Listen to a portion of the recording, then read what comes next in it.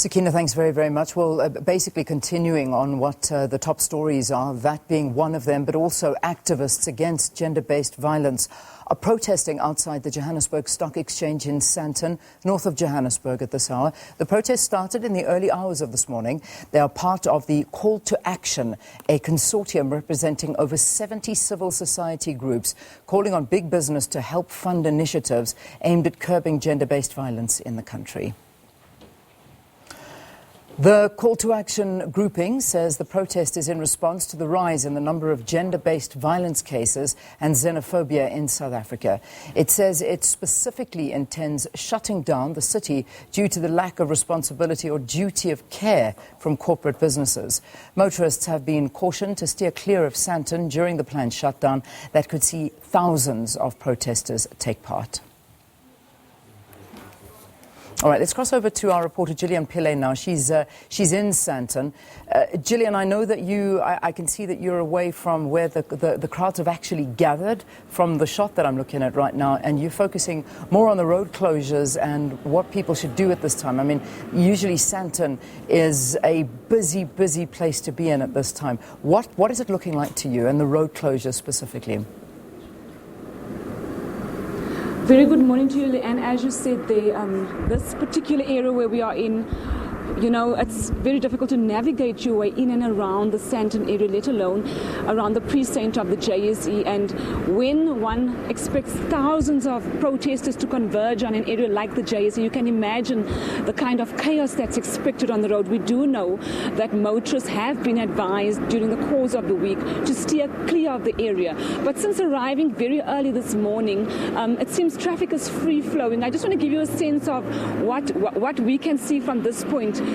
Traffic seems very free-flowing. There's no congestion, there's no traffic jams, but there is a very high police presence, and JMPD is definitely on the prowl, trying to, keep traffic clear of this area. But just to give us a better sense of what we can expect around the road closures, I'm joined by one of JMPD's, Xoli Fihla. Xoli, what is the plan of action today, looking at the thousands that is expected to converge on this particular precinct? Okay, our plan of action is that we've closed off Maud Street, that's between Rivonia and West, and we've also closed out Gwen Lane between Friedman and Maud, and that's the JSC precinct.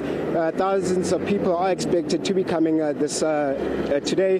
That's from the morning and in the afternoon, and we are expecting several roads to be closed later on in the afternoon, when we are expecting the crowds to be converging in this area. What kind of manpower are we looking at? I know we're seeing a lot of police, we're seeing a lot of JMPD. Traffic at this stage seems free-flowing, which is this a usual picture for this time of the morning in Sandton? It's actually not a usual picture in Sandton this morning. As we were driving through, Crescent Drive is free-flowing, and usually in the morning it's very congested. So I think people have taken heed to the message, and they are using alternative routes to get around Sandton. Just talk to us about the manpower during the course of the day. What can one expect, and what would you advise motorists that have to come into this particular area? Okay, we do have a high police contingent in the area, and our officers are patrolling, watching if there is going to be any congestion, and will control the traffic. But we are urging motorists to use alternative routes. They can use William Nicol as an alternative to get around Sandton.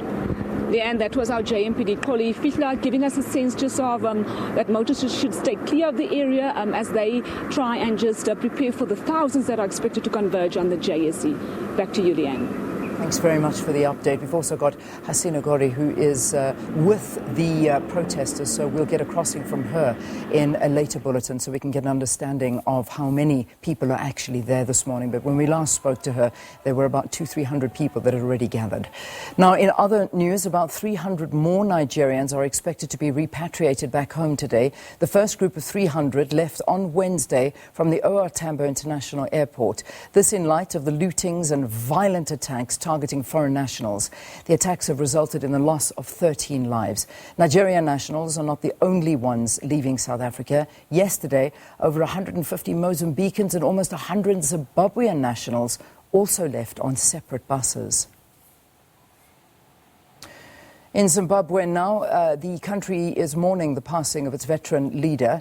The Mugabe family and government remain at odds over burial arrangements. The family wants a private funeral at an undisclosed location and date for the late Robert Mugabe, throwing Harare's plans into disarray. His body will lie in state again today at Rufaro Stadium in Harare, where Mugabe took his first oath of office as Prime Minister back in 1980.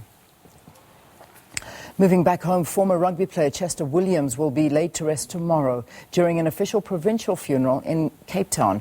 Family and friends paid their respects to Williams during a memorial service in his hometown in Paarl in the Boerland last night. The Black Pearl, as he was dubbed, died last Friday at the age of 49. He is survived by his wife and his 3 children.